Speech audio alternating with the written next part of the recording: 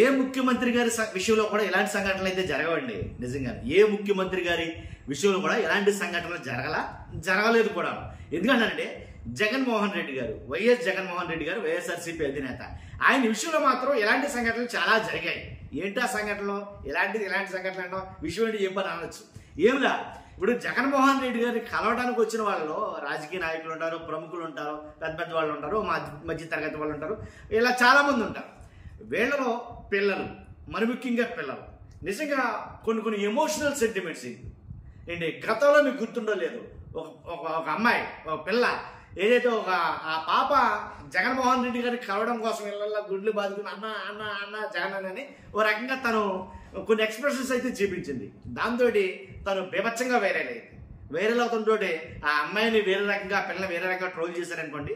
ఇప్పుడు ఒక అబ్బాయి వీడియో వైరల్ అవుతుంది. ఏంటా వీడియో అనేది నేను ఇప్పుడు మీకు చూపించబోతున్నాను. ఫస్ట్ అయితే లైక్ చేయండి.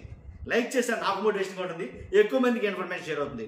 కొత్తగా మన ఛానల్స్తో పక్కాగా సబ్స్క్రైబ్ చేయండి. మీ అమూల్యమైన అభిప్రాయాన్ని కామెంట్ రూపంలో తెలియజేయండి. ఫస్ట్ అయితే కనుక లైక్ చేయండి. ఇప్పుడు ఆ వీడియో చూపిస్తాను, ఒకసారి కట్ చేయండి. ఎక్కడి నుంచి వచ్చావు? జగమంట్లపాలెం. నీదా? జగన్ గారి కోసం వచ్చావా?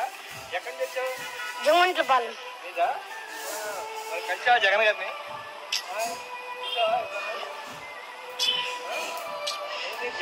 జగన్ గారి పేరు చెప్పగానే ఏడుపా.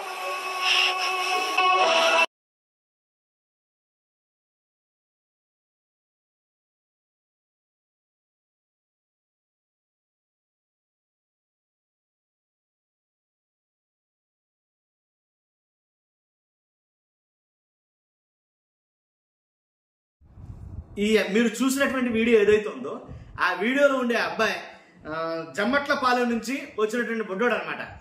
నిజంగా ఏంటి, ఎందుకు వచ్చావు అని అడిగితే జగన్ గారిని కలవడానికి వచ్చావా అని అడిగాడు ఆ రిపోర్టర్. అవునండి, నేను జగన్ గారిని కలవడానికి వచ్చాను అని అన్నాడు. అన్న తర్వాత మరి కలిసావా అంటే లేదు అని బిక్కమ పెట్టాడు. మరి కలవలేదా అని అంటే కనుక మొదలైంది అది ఏడుపిక.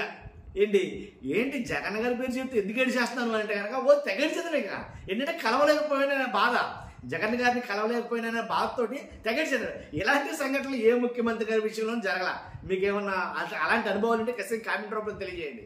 ఎందుకంటే కేసీఆర్ గారి విషయంలో కావచ్చు, రేవంత్ రెడ్డి గారి విషయంలో కావచ్చు, చంద్రబాబు నాయుడు గారి విషయంలో కావచ్చు, లేదా ఇంకా రాజశేఖర రెడ్డి గారి విషయంలో కావచ్చు. రాజశేఖర రెడ్డి గారు అంటే ఆయన వేరే విషయంగా చనిపోయారు కాబట్టి ఆయన.